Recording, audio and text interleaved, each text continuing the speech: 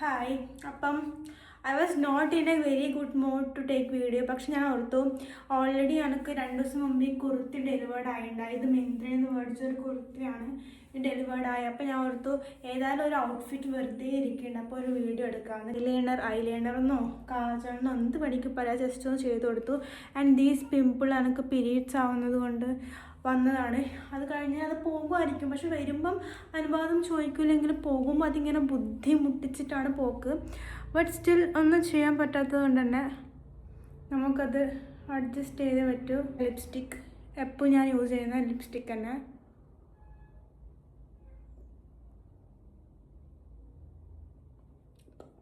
Done.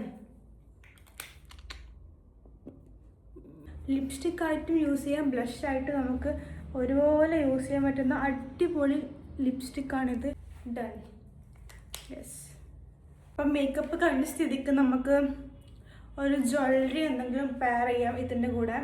അപ്പോൾ ഇതാണ് എൻ്റെ മിസ്റ്ററി ബോക്സിലൊരു ജ്വല്ലറി ബോക്സ്. അയ്യോ ലിപ്സ്റ്റിക്കായ ഓക്സിഡൈസ്ഡ് ആയിട്ടുള്ള ജ്വല്ലറി ഉണ്ട്. അത് ഇതിൻ്റെ കൂടെ പെയർ ആവും. Okay no. ഒരു ബ്യൂട്ടിഫുൾ ജ്വല്ലറി ഉണ്ട്, ഒരു ഇയറിംഗ് ഉണ്ട്.